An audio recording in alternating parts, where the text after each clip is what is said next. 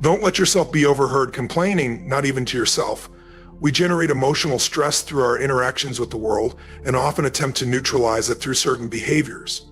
In this video, I'll share life-changing habits you can implement right away to tackle emotional stress and significantly improve the quality of your life.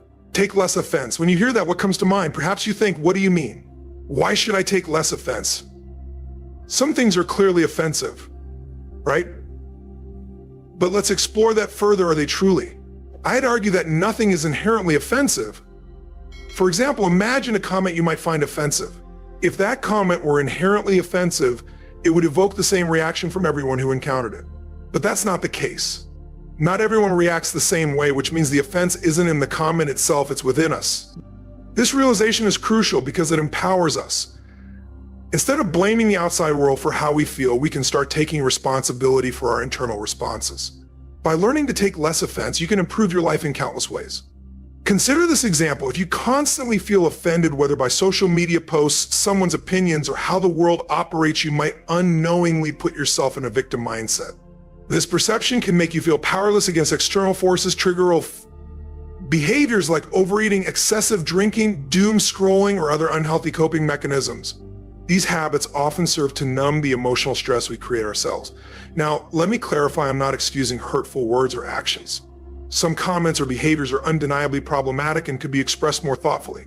However, by choosing not to take offense, you protect your emotional well-being. Moreover, if your goal is to influence or change someone's perspective, perhaps that of a family member or colleague, you're much better equipped to do so when you're emotionally composed and not triggered. Regularly taking offense can contribute to chronic stress, which research shows is responsible for as much as 80 to 90% of the health issues doctors encounter daily. While workloads and to-do lists is commonly seen as stressors, how we perceive and react to the world is an equally significant source of stress. With consistent practice, this is something we can change. Finally, let's look at another perspective. Taking offense frequently could, in some ways, stem from a sense of arrogance. What do I mean? Well, consider this. We live in a world of 8 billion people, each with unique perspectives and experiences.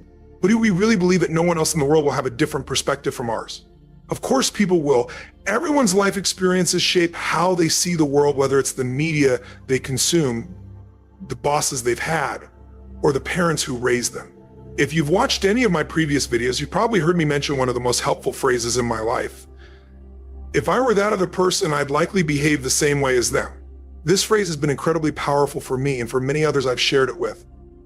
At its core, it means this: if I had their childhood, their experiences with bullying their parents, or their toxic boss at 17, I'd probably view the world just as they do. It doesn't mean you need to agree with them, but it helps you understand their perspective. I had a conversation a few years ago on my podcast with an extraordinary individual, John McAvoy, who truly taught me this lesson. A few years back, he was one of Britain's most wanted men, convicted of armed robbery and sentenced to 2 life terms. He was imprisoned in Europe's highest security prison. Today, he is a free man, inspiring people worldwide through the transformative power of physical activity.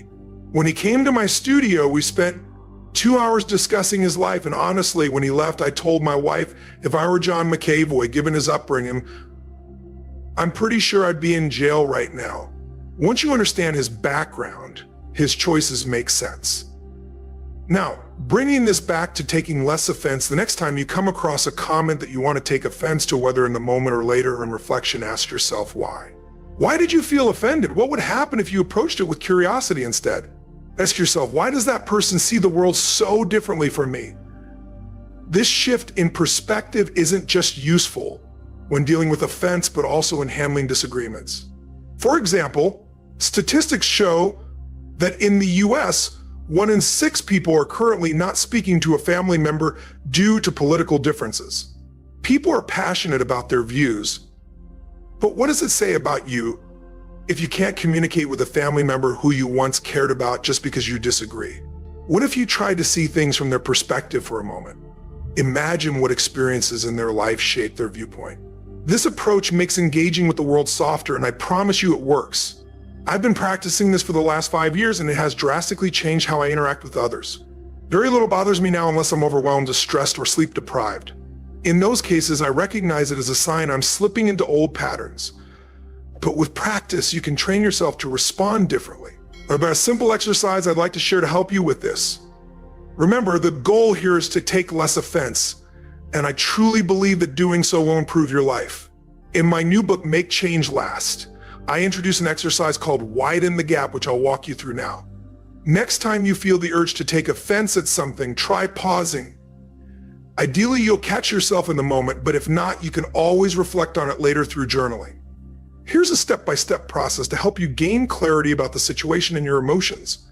What exactly is triggering your desire to take offense? What specifically is bothering you about the situation? Can you view the situation from a different angle? Was it the person's intention to offend you? What story could you tell yourself about the situation that encourages compassion and understanding? Can you imagine a scenario where you'd understand why that person holds their viewpoint? For example, consider their childhood, upbringing, experiences, or relationships. Does this change how you feel about them? Could you have misinterpreted the situation or misunderstood their intent? For instance, how many times have you misread a neutral email because of your own internal state stress, exhaustion, or overwhelm? What would happen if you chose not to take offense? With regular practice, you'll notice you feel offended less often and can adopt a more empowering perspective in various situations. This habit will truly change your life, I promise you. I've seen it in my own experience and with my patients. Now, on to habit number 2, complain less. Have you ever tracked how much you complain? It's a powerful exercise to monitor your complaints and ask someone close to you, like a partner or a friend, to give you their perspective. They might notice things you don't. Why is this important? Remember, I'm discussing how emotional stress, which we often generate through our interactions with the world, can create problems in our lives affecting both how we feel and driving behaviors like alcohol consumption or eating sugar. So how does complaining tie into this? When you complain frequently, it's as if you're constantly surprised by the natural course of life.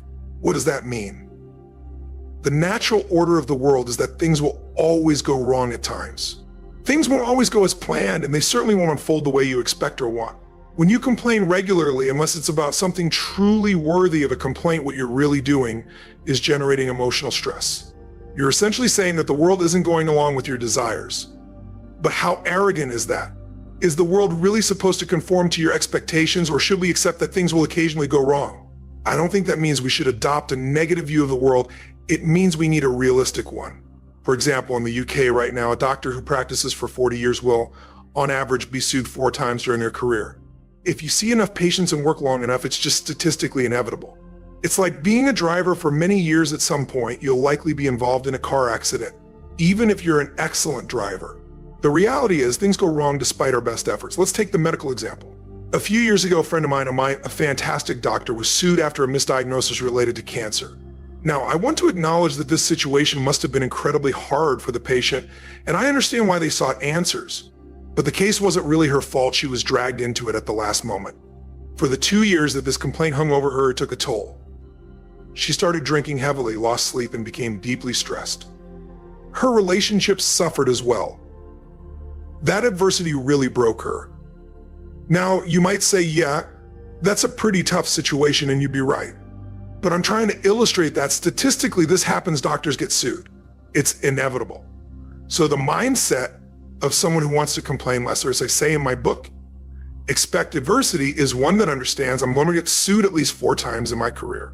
This is one of those times, and I have 3 more to go. You may think this approach trivializes something challenging, but I don't see it that way. I believe it's a mindset that can help you deal with adversity more effectively. With enough practice, you can learn to handle life's obstacles in this way. Let me share a more relatable example from my own life, which I hope will help you understand just how important it is to complain less and expect adversity. For many years, I've helped care for my elderly mother. I remember one evening when she lived about 5 minutes away from me. She had an emergency alarm around her in case she fell. I was sound asleep when suddenly my phone rang. So it was the call center informing me that my mom had activated her alarm. She had fallen and couldn't get up. They said they had spoken to her through the intercom, and she was asking if I could come help her. I told them to let her know I'd be there as quickly as possible. I rushed downstairs in my pajamas, got into my car, and drove to her house. Once there, I checked that she was okay and helped her back into bed. After about an hour, I was sure she was settled and safe, so I told her I'd check on her again in the morning. I left her house at around 11 p.m. But as I reversed out of her driveway, I accidentally hit a parked car across the street. Now, the older version of me, someone who would have complained and not expected adversity, might have responded differently. I might have thought, I can't believe this is happening to me. I've got so much work to do. And now I have to deal with getting this car fixed and calling insurance tomorrow, which could take hours. Why me? But I'm not blaming anyone for that kind of response. That used to be me. However, I've learned that the self-pity you generate by responding like that only creates emotional stress, and that stress needs to be neutralized, often leading to behaviors like excessive caffeine, alcohol, sugar, or mindless scrolling, things that might give temporary relief, but only make things worse in the long run. Those behaviors are the consequence of how we choose to handle emotional stress. In this particular situation, because I've been practicing complaining less and expecting adversity, my reaction was different. As soon as I hit the car, I paused and thought, no harm done, no one else is hurt. I have insurance. I also recognized that if I was going to keep running to my mom's at 11 p.m. to help her, something like this was bound to happen eventually. By simply reframing that situation, I had a positive impact on my life. I didn't fall into self-pity, which I could have done. As a result, I didn't need to engage in stress-relieving behaviors like excessive eating or scrolling, because there was no emotional stress to neutralize. A simple exercise that helps with this is related to complaining. Every time you catch yourself complaining, try turning that complaint into an action or a moment of gratitude. It's a simple but incredibly powerful exercise that I've practiced for years. When you catch yourself complaining, ask yourself, can I do something about this? If you can, turn it into an action. If you can't, transform it into a moment of gratitude, something you're thankful for in your life. By doing this regularly, you'll change your relationship with complaining and learn to expect adversity, because adversity is coming whether you want it or not. When you reframe your complaining to gratitude, you stop thinking like a victim. When you turn it into an action, you stop acting like one. It's simple but powerful. To ensure you're taking action after watching this video, I've created a free guide to help you build healthy habits. We can all make short-term changes, but can those changes become a lasting part of our lives? Often they don't, which is why I've included the 6 crucial steps in this guide. They're highly effective, and you can access it by clicking the link in the description below. Habit 3 is a practical exercise I call the 3 Fs that helps you understand the root cause of your behaviors. So what are the 3 Fs? They are feel, feed, and find. This is a simple but powerful exercise that can have multiple positive effects on your life, health, happiness, and relationships. Let's go through it with a common scenario. Have you ever found yourself on the sofa around 9 p.m. craving something sweet, maybe ice cream or sugar? This is very common. Many patients over the years have said, Doc, I'm great during the day. I eat well, avoid sugar, but in the evening, I can't stop. To address this, I created the 3 Fs exercise. You can use it for sugar cravings, but it works for any behavior you want to reset, whether it's alcohol, gambling, or mindless scrolling Instagram. Here's how it works. Imagine you're sitting on the sofa and feel the urge to eat something sweet. Before you get up to grab that ice cream, pause for a moment and ask yourself the first F feel. What am I feeling right now? Is it physical hunger or emotional hunger? It's crucial to ask this question because we often eat for emotional reasons, loneliness, stress, sadness, rather than physical hunger.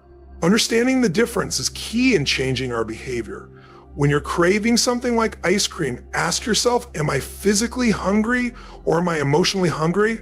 By pausing to ask this, you're creating space between the feeling and the action.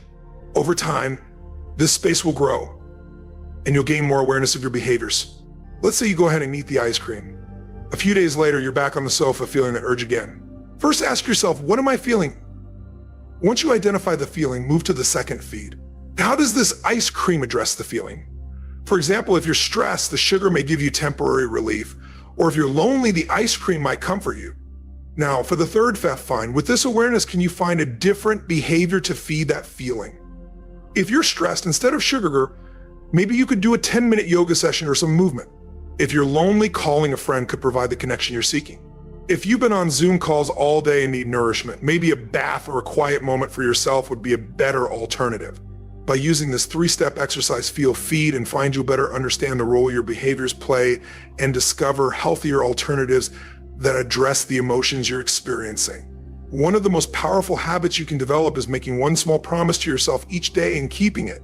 It's simple but transformative, and I recommend it to everyone I work with. Here's why: every day, whether you realize it or not, you are subconsciously asking yourself 2 important questions. Can I trust myself?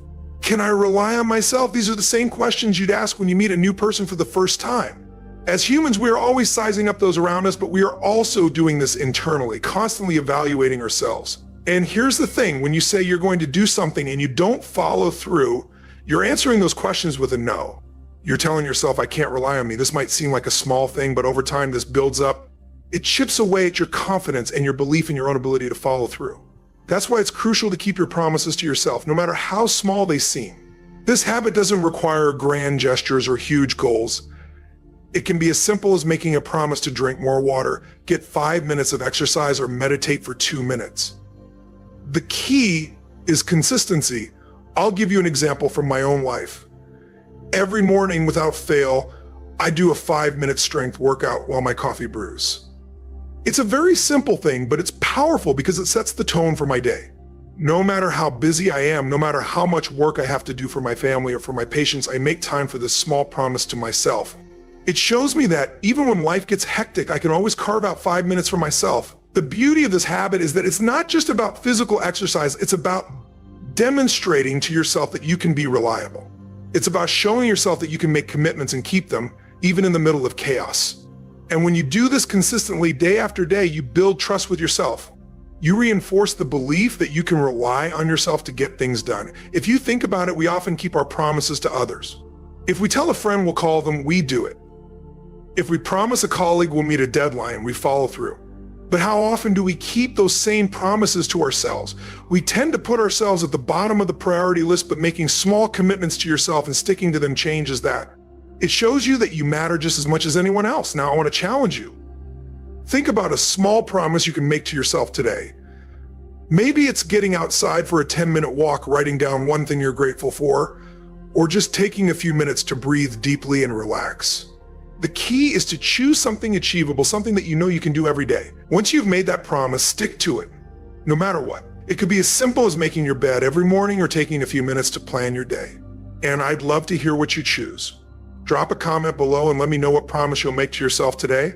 Sharing your commitment is a great way to hold yourself accountable, and it creates a community where we can all encourage each other to build better habits.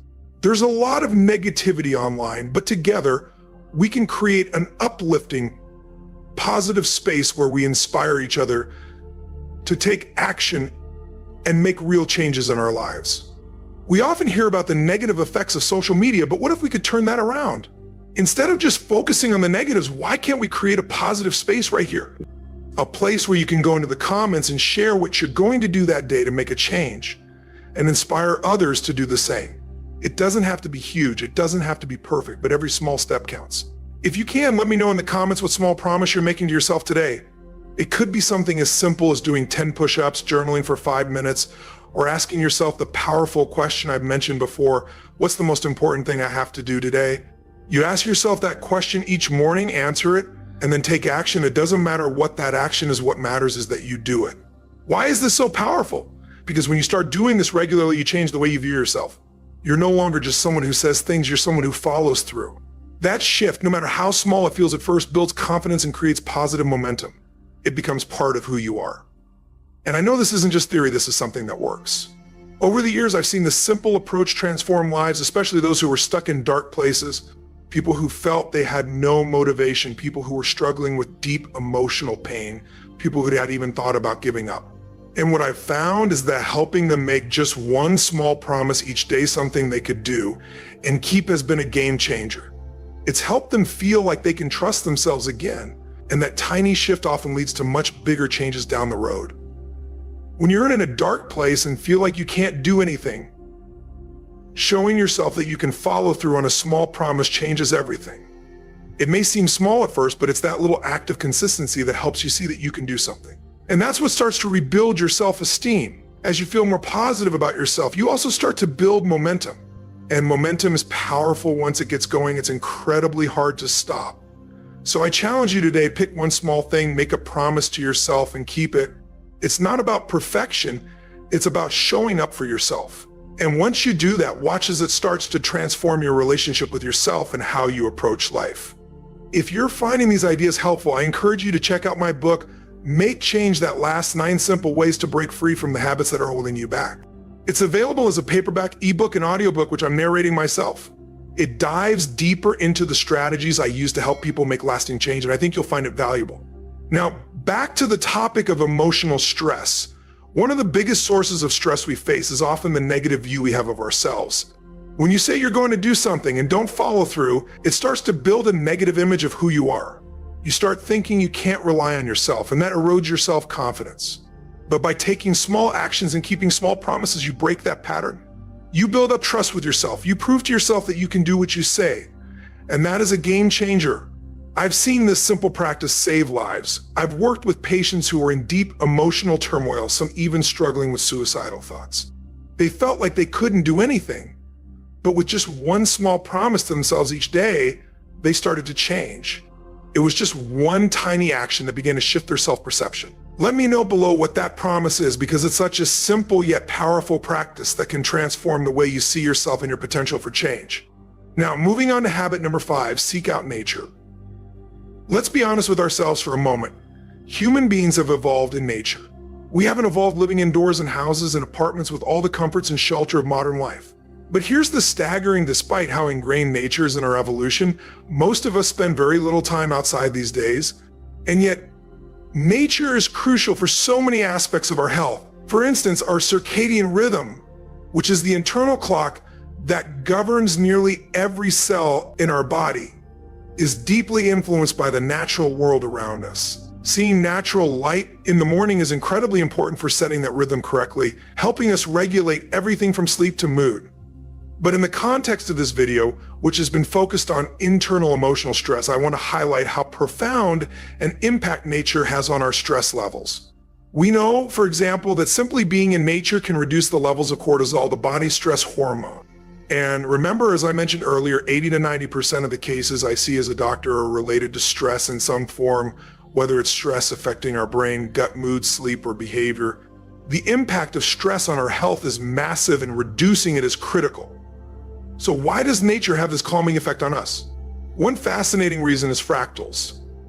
Fractals are geometric patterns that we don't typically find in man-made surfaces, but they're abundant in nature. Think of rivers, oceans, trees, and coastlines. Scientific research shows that when the human eye sees a fractal pattern, cortisol levels start to drop, which helps reduce stress. This means that even just being around natural landscapes or even looking at images of nature can have a positive physiological impact on our well-being. Now, I want you to think about how you can bring nature into your daily life. It doesn't have to be a big, long hike once a week, though that's amazing if you can do it. What I'm really encouraging you to do is find a way to get a daily dose of nature. You might be thinking, I don't live near a park or forest. It takes me an hour to drive somewhere just to be in nature. But here's the thing, nature is everywhere. Even if you don't have access to a natural landscape, simply looking at pictures of nature can help reduce cortisol, although it's not as powerful as experiencing it in person. But think about it, do you have any pot plants in your home or office? Maybe you could place a plant by your desk or window and just take a moment to appreciate it. The fractal patterns in the leaves will have an impact on you. Even staring at a tree outside your office window or a patch of grass can trigger that same relaxation response. This is why so many tech companies like Apple and Microsoft feature images of nature in their screensavers. They're tapping into the calming effect that nature has on us. In addition to the physical benefits, nature offers a broader, more philosophical reason for why it's so important for our well-being perspective. When we spend time in nature, we get a broader view of the world. We step away from our narrow day-to-day concerns and realize how small we are in the grand scheme of things. And this shift in perspective can reduce stress, helping us put things in their proper context. One of the unfortunate consequences of urbanization is that people living in cities often experience health declines. Of course, there are many reasons for this, but I believe one significant factor is the lack of green spaces. When you're surrounded by concrete and buildings, your view of the world becomes narrow and limiting. Your vision is focused inward, just like how we would instinctively narrow our focus if we were running away from danger. But when you're out in nature, especially when you can see the horizon, whether it's a mountain, the ocean, or simply a wide open field, your perspective broadens. You start to feel more expansive, less confined. This shift from a narrow to a broad view is the opposite of stress response, which helps to regulate and calm your nervous system. So I really want you to think about how you can make nature a part of your daily routine. It could be as simple as taking a walk in the park, sitting by a tree, or even just appreciating the beauty of a plant or flower. Nature is a powerful antidote to the stress we carry inside, And by seeking it out, you can help recalibrate your body and mind. When you're stressed, you're often laser focused on the immediate threat in front of you. Your attention is narrow and your vision becomes constricted. But when you step outside and allow your eyes to relax, focusing on the broader view rather than the details, your perspective literally shifts. You begin to see things in a more expansive way, and this helps reduce the stress response. The science behind this is fascinating. Peripheral vision, which happens when you soften your gaze and allow your field of view to widen, has been shown to lower stress levels. This is a powerful practice. So think about it. Between Zoom calls, can you step outside, look around, and let your vision relax? It doesn't have to be a long break, but just a few minutes of allowing your eyes to take in the larger landscape can help lower stress significantly. What's even more interesting is that this change in vision doesn't just affect your body's stress levels, it changes your perspective on the world around you. When you're able to take a broader, less focused view, you'll find that you're less likely to take offense or internalize things personally. You gain the ability to step back, to see things in context, and to respond more thoughtfully rather than reacting impulsively. So ask yourself, am I really physically hungry or am I emotionally hungry? And then go ahead and eat if you want. What you're doing by simply asking yourself that first F is building a little bit of space between the feeling and the behavior. And once you start creating that space, that's where the magic starts to happen. For so many of us, we feel something and immediately act on the behavior. There's no space, but there is space there. The more you practice this exercise, the more you'll start to expand that space and the more you'll begin to understand your own behaviors. So you've gone ahead and eaten it. A few days later, you're back on the sofa again, feeling that urge. Now, go to the first F, what am I really feeling? Then ask yourself the second F, which is feed. Now that I know the feeling, how does this ice cream feed the feeling? Oh, okay, so I was feeling stressed. When I have ice cream, at least in the short term, I feel less stressed. Oh, now I understand the role this behavior is playing in my life. Or maybe you're feeling lonely or you've been by yourself all day, and maybe that's why you turn to sugar. At least you're understanding it now. And that's the key, understanding the feeling and how sugar is addressing that feeling. And then you go to the third F. Either at that time or the next time you're back on the sofa, work through them. What am I feeling? How does food feed the feeling? And then the third F is find. Now that I know the feeling, now that I know how food feeds the feeling, can I find an alternative behavior to feed that feeling? For example, if you're feeling stress and sugar helps you feel less stressed, can you find another way to address that stress? Now, there are three F's here. I would argue that although all three are important, the first one is the most important. If all you do is ask yourself, what am I really feeling? You will start to change your life. Because that awareness changes your relationship with that behavior. I've seen it over and over again. I've worked with many patients, and once they have a deep awareness of why they're going for sugar, junk food, alcohol, or whatever it might be, that's when the change starts. Make one small promise to yourself each day and keep it. This is one of my favorite habits. It's something I do myself and something I've been recommending to my patients for years. Every single day, ask yourself two questions. Can I trust myself? Can I rely on myself? It's similar to how we feel when we meet a new person for the first time. We subconsciously ask, can I trust them? Can I rely on them? Humans are social animals, so we're always sizing up the people around us, but we're also asking ourselves those two questions every single day. And that's why I believe one of the most toxic things for your health and well-being is saying you're going to do something and not doing it. You tell yourself, I said I would do it, but then don't follow through. And then in your mind, you tell yourself that you can't trust or rely on yourself. This habit is powerful because if you promise yourself one small thing and do it, you start to build trust with yourself. It doesn't have to be a big promise, but it has to be something you keep. For example, I do a 5-minute strength workout every morning while my coffee brews. It's simple, but by doing it every morning, I'm showing myself that no matter how busy I am, I'm still making time for me. It's one small, consistent promise kept every day. So I want you to think about what promise you can make to yourself that you can keep every day. It could be anything minus 10 push-ups, journaling, or something like the anti-business question I've mentioned before. What's the most important thing I need to do today? You ask yourself that every morning, answer it, and then do it. Why is this so powerful? Because once you start doing this regularly, you change the way you view yourself. You become someone who says they're going to do something and then they do it. It builds self-esteem, helps you feel positive about yourself, and also creates momentum, arguably the most important force in any change. I've seen this habit transform lives, even for people in the darkest places. I've worked with patients who had suicidal thoughts and felt like they couldn't do anything. and I help them make one small promise each day and keep it. That small promise saved lives, because when you're in a dark place and feel like you can't do anything, showing yourself that you can do just one small thing changes how you view yourself. It builds your self-esteem, and you begin to see yourself as someone who follows through, someone who gets things done. So how can you incorporate nature into your life every day? Do you have houseplants? Like, could you take a walk outside and look at the trees, or even just gaze out the window at a park or garden? The fractals in nature, those geometric shapes found in rivers, trees, and coastlines, have been shown to reduce stress and make us feel calmer. Even just a few minutes spent looking at a plant or tree can have a positive impact on your body's stress response. Another broader reason to seek out nature is because it shifts your perspective. When you're in nature, you're not just focused on the immediate, begin to see the bigger picture. It reminds you of your place in the world, which can help you take less offense and react less emotionally. You realize how small you are in the grand scheme of things, which makes the little annoyances and stresses seem less important. Finally, when we spend too much time indoors, particularly in urban environments, our perspective narrows.